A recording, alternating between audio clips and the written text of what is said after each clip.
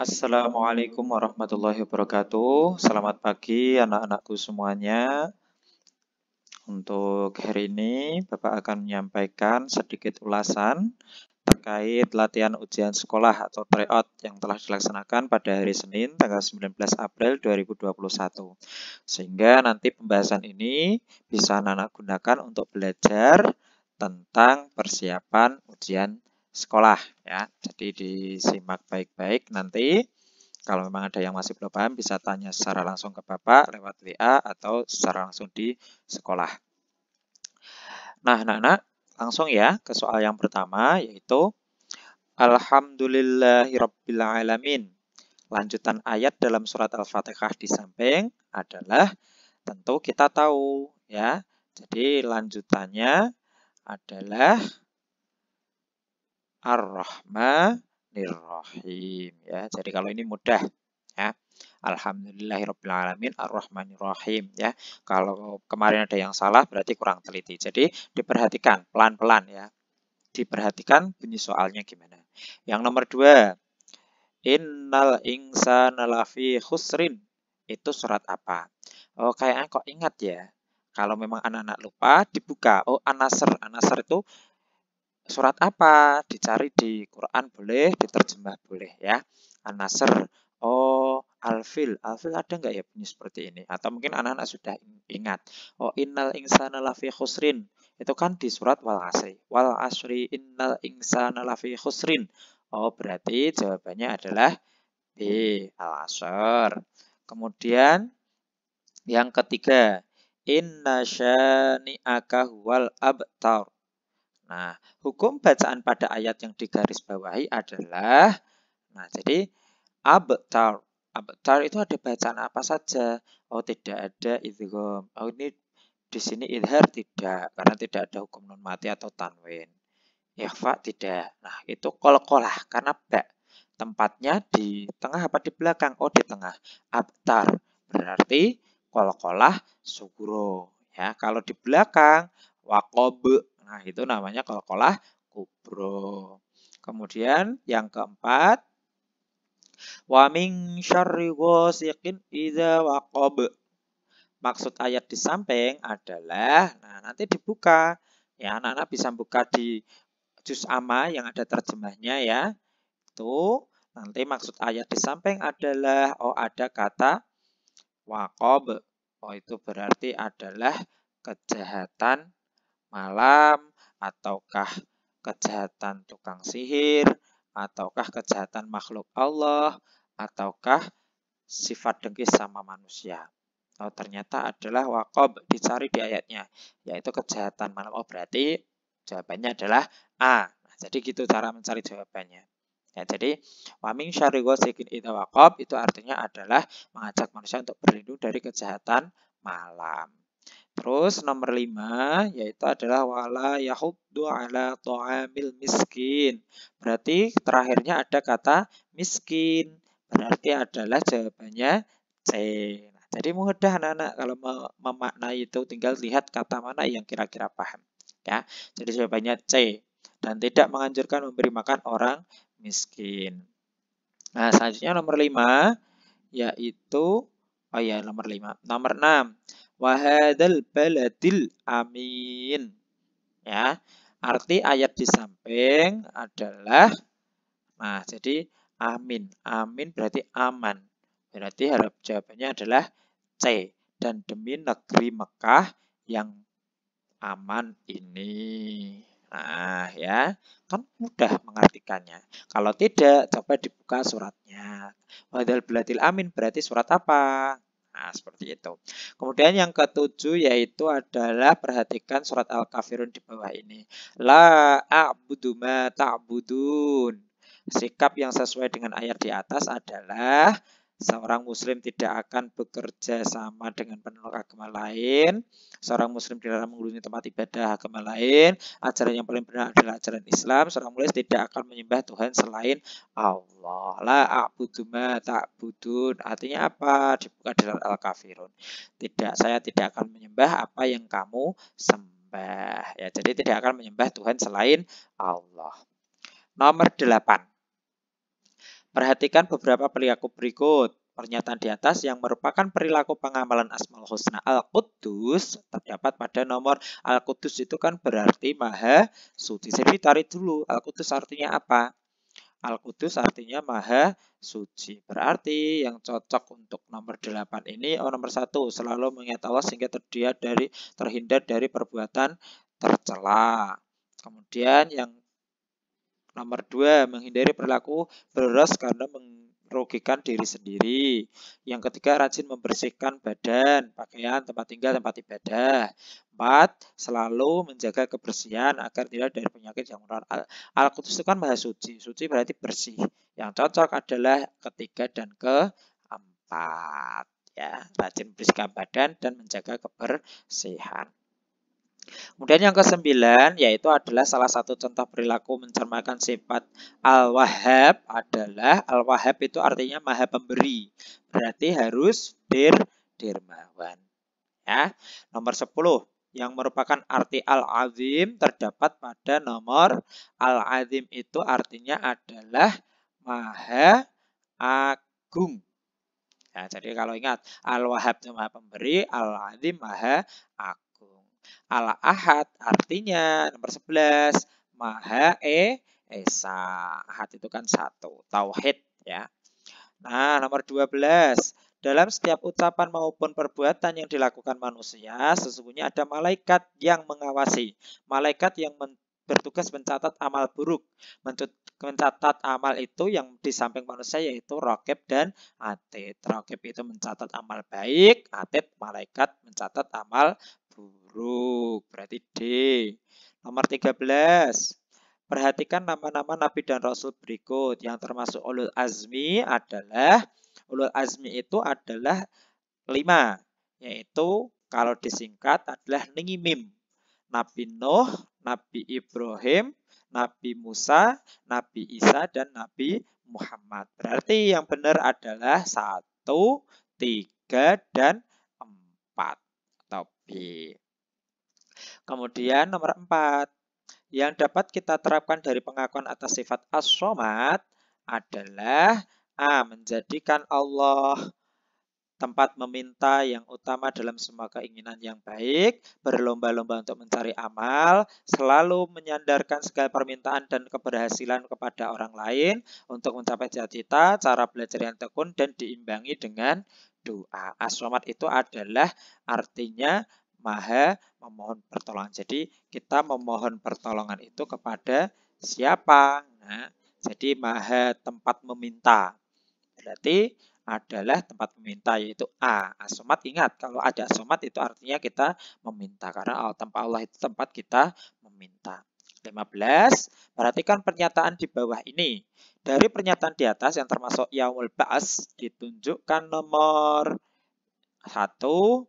Hari dibangkitkannya manusia, 2 hari dikumpulkannya, 3 hari diperhitungkan amal, 4 hari penimbangan amal, yaitu adalah dibangkitkannya manusia. 16. Pak Hasan bekerja keras. Setiap hari berangkat pagi dan pulang malam.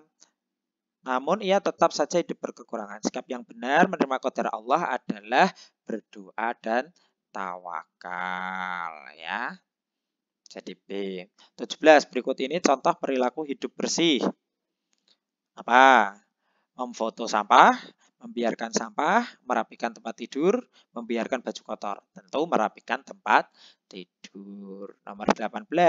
Tawaduk merupakan sikap tetap rendah hati, menjauhi sikap takabur. Orang yang tawaduk selalu bersikap tenang. Berikut merupakan cerminan sikap tersebut adalah tawaduk. Gimana? Yaitu A. Berteman dengan siapa saja tanpa memandang derajatnya. B. Menerima sesuatu selalu dengan tangan kanan.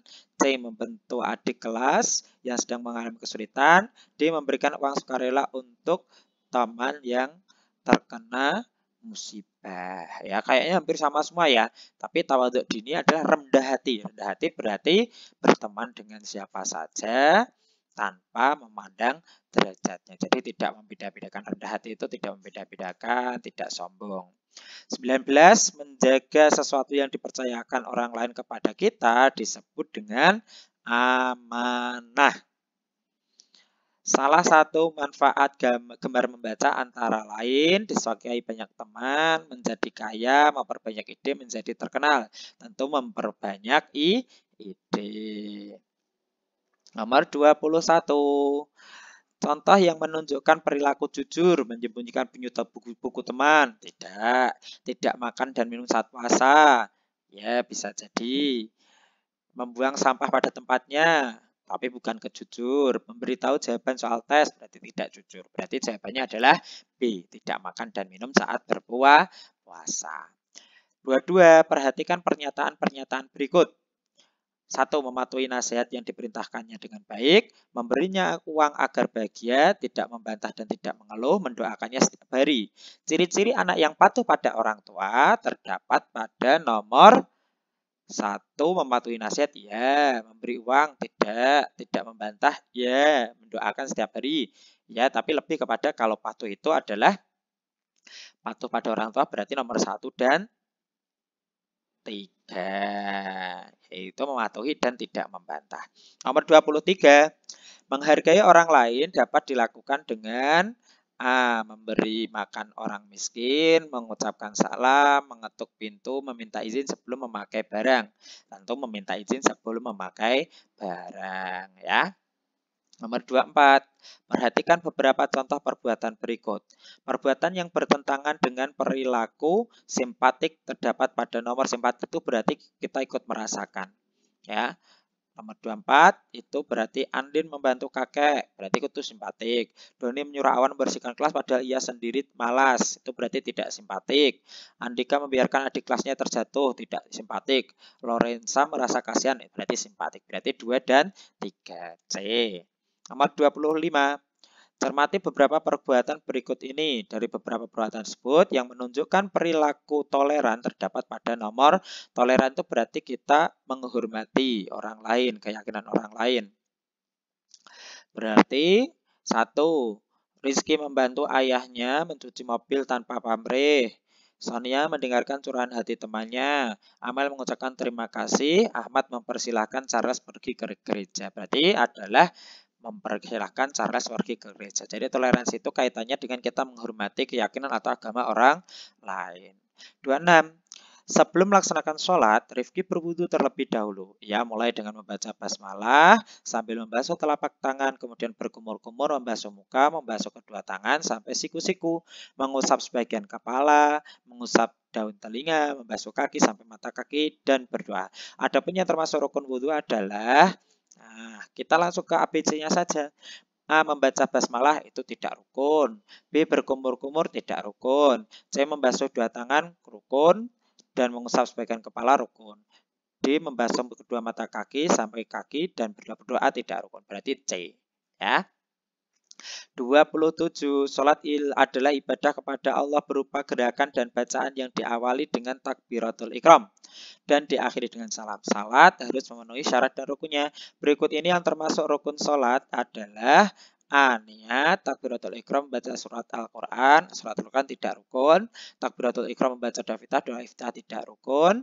Takbiratul ikram sujud dan duduk tasyahud awal tidak rukun tasyahud awalnya. Takbiratul ikram ruku dan sujud. Oh, berarti D, ya. 28. Subhanallah, bacaan dzikir adalah lafal tasbih. Ya.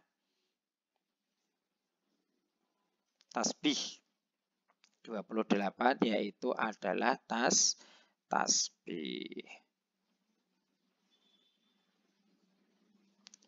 Kemudian lanjut 29.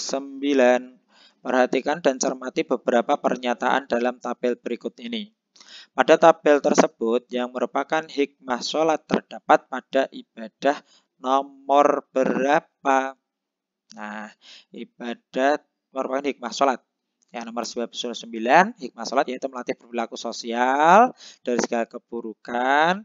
Ya, bisa jadi melapangkan rezeki, ya bisa jadi. Kemudian ikut merasakan apa yang dirasakan oleh orang yang berkecukupan, mencegah diri dari perbuatan keji dan mungkar itu lebih tepat. Kemudian meningkatkan ketakwaan, ya berarti yang lebih tepat adalah 4 dan 5. Nomor 30, ada bermacam-macam air. Dari beberapa macam air yang bisa digunakan untuk berwudu adalah air hujan bisa, kemudian air kelapa, air laut, air kelapa enggak. Air hujan, air sungai, air sumur, ya semua ini. C, air sungai, air laut, air selokan, tidak. D, air teh, tidak. Berarti B, air hujan, air sungai, dan air sumur. Nomor 31, perhatikan pernyataan di bawah ini.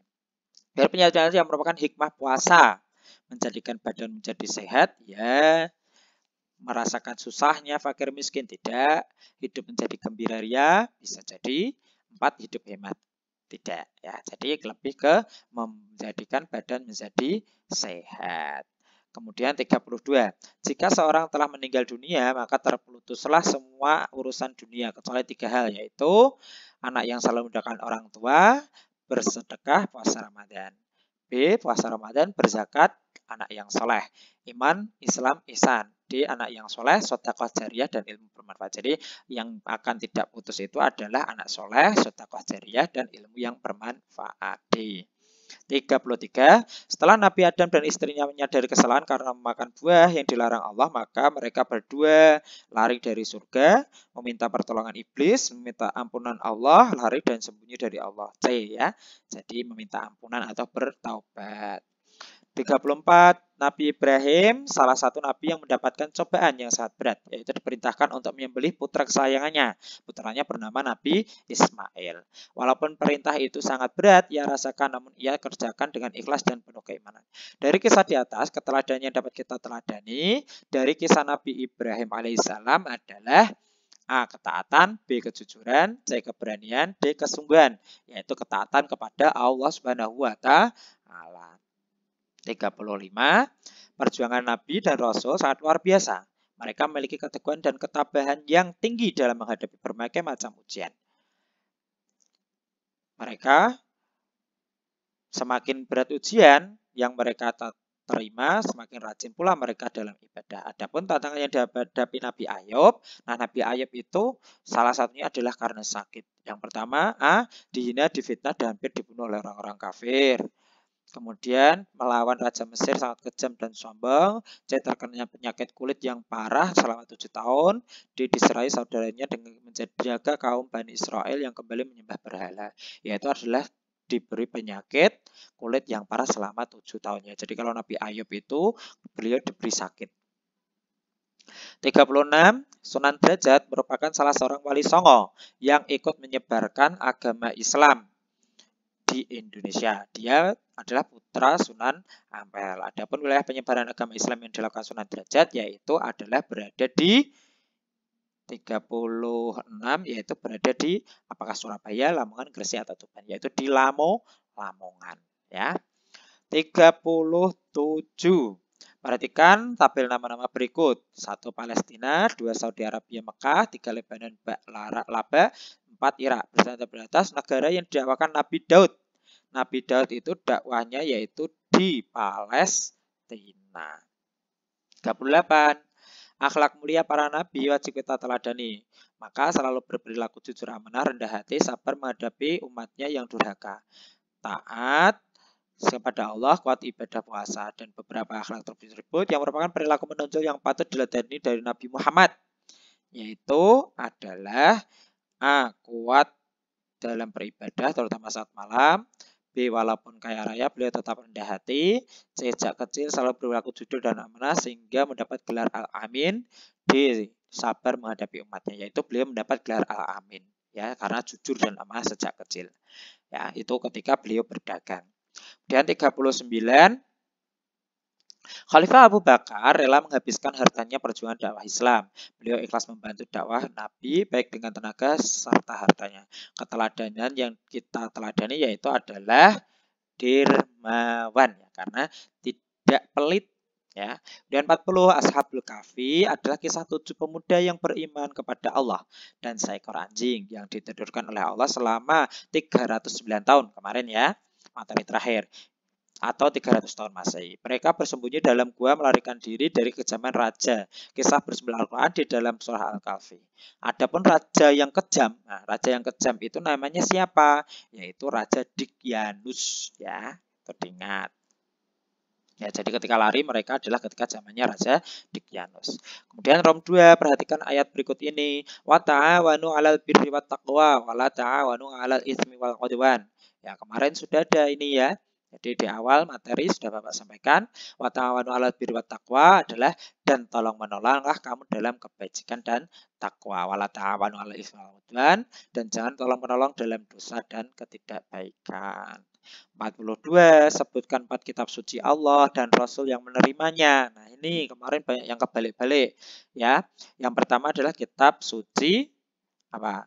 Zabur itu Nabi Daud, kemudian Taurat itu Nabi Musa, Injil Nabi Isa, dan kitab suci Al-Quran kepada Nabi Muhammad SAW. 43, apakah yang dimaksud dengan menghargai teman? Menghargai teman berarti adalah tidak membedakan teman bisa, kemudian juga tidak mengolok-olok teman, kemudian juga kita tidak membeda-bedakan teman, kita tidak mengejeknya atau merendahkannya, itu namanya menghargai teman. Dan 44, kapankah kita melaksanakan sholat tarawih? Kemarin jawabannya banyak yang setengah-setengah, yaitu sholat yang dilaksanakan setelah sholat isya. Ada yang sholat yang dilaksanakan di bulan Ramadan. Yang benar adalah sholat yang dilaksanakan setelah sholat isya sampai sebelum subuh pada bulan Ramadan. Karena sholat tarawih itu hanya dilaksanakan di bulan Ramadan dan hanya malam hari. Tidak bisa dilaksanakan siang atau di luar bulan Ramadan. Nomor 45, sebutkan 3 manfaat dengan nasihat Luqman kepada anak-anaknya yang diabadikan dalam Quran surat Al-Luqman, yaitu jangan menyekutukan Allah, kemudian berbuat kebaikan, kemudian juga harus meningkatkan keimanan ketakwaan, kemudian juga menegakkan agama Allah dan lain sebagainya. Jadi banyak ya. Tapi ini 3 saja.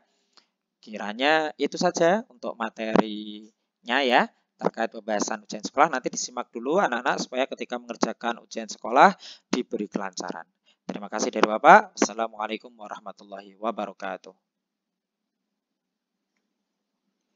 Kerekam tara.